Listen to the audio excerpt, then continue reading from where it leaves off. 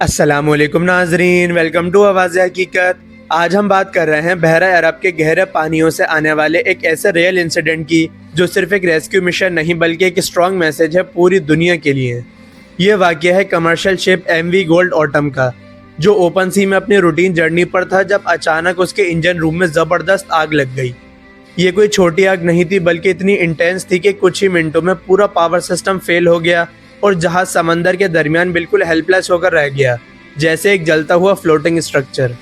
Situation उस वक्त और क्रिटिकल हो गई जब जहाज के कैप्टन ने फौरन इंटरनेशनल डिस्ट्रेस सिग्नल यानी ग्लोबल SOS इशू किया। ये सिग्नल ऑटोमेटिकली रीजन की तमाम बड़ी नेवल फोर्सेस तक पहुंच गया, जहां से एक्सपेक्टेड था कि जो भी करीब और केपेबल हो वो फौरन रिस्पॉन्ड करे। लेकिन ग्राउंड रियलिटी ये थी कि इतनी डेंजरस सिचुएशन के बावजूद किसी भी मेजर नेवी ने इमीडिएट एक्शन नहीं लिया और समंदर की तेज़ लहरों के दरमियान वो जहाज़ अपनी किस्मत पर छोड़ दिया गया। इसी क्रिटिकल मोमेंट पर पाकिस्तान नेवी ने अपनी प्रोफेशनलिज्म दिखाई। कोस्ट से तकरीबन 370 किलोमीटर दूर उनका मॉडर्न वॉरशिप PNS हुनैन, जो कि यरमूक क्लास कॉर्वेट है, सीधा इंसिडेंट साइट की तरफ मूव करता है। इतनी दूरी पर इतनी जल्दी पहुंचना अपने आप में पाकिस्तान नेवी की एक स्ट्रॉन्ग कैपेबिलिटी शो करता है। जब PNS हुनैन वहां पहुंचा तो सीन बहुत इंटेंस था। दूर से ही घना काला धुआं नजर आ रहा था और जहाज पर आग अभी भी भड़क रही थी। क्रू उस वक्त जिंदगी और मौत के दरमियान फंसा हुआ था, जहां हर एक सेकंड बहुत इंपॉर्टेंट था।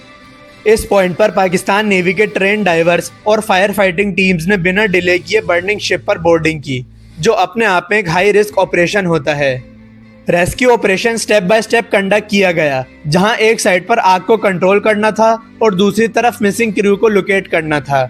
ये काम बिल्कुल भी सिंपल नहीं होता, क्योंकि बर्निंग कंपार्टमेंट्स में एंट्री करना सीधा अपनी जान को खतरे में डालना होता है।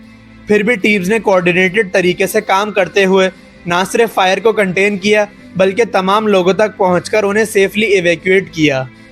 इस मिशन का एक इम्पॉर्टेंट पॉइंट ये था कि रेस्क्यू होने वाले लोग मुख्तलिफ मुल्कों से थे।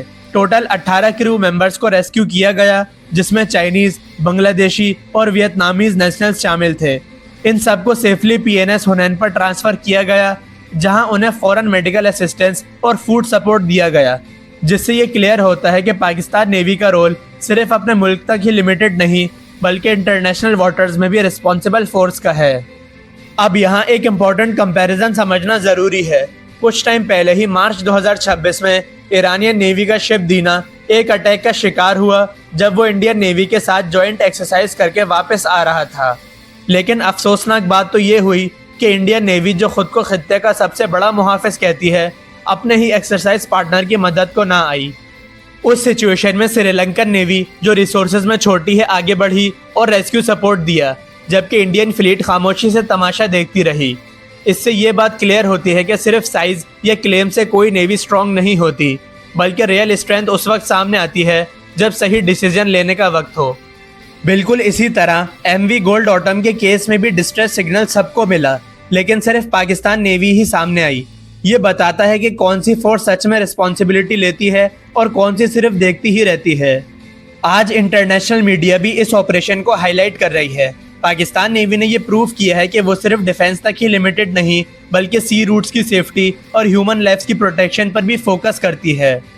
आखिर में देखा जाए तो 18 कीमती जानों का बचाना और एक बर्निंग वेसल को कंट्रोल करना कोई छोटी अचीवमेंट नहीं है।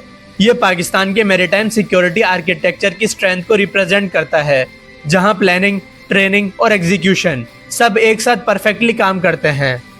ये पूरा वाकया एक स्ट्रॉन्ग मैसेज देता है कि समंदर में असली पावर वही होती है जो वक्त पर एक्शन ले, ना कि वो जो सिर्फ बड़े बड़े क्लेम्स करे और फिर खामोशी से बैठकर तमाशा देखे।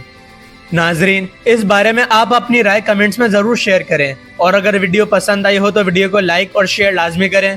साथ ही साथ चैनल को सब्सक्राइब करना ना भूलें। आपसे मुलाकात होगी नेक्स्ट वीडियो में, तब तक के लिए अल्लाह हाफिज़। पाकिस्तान जिंदाबाद।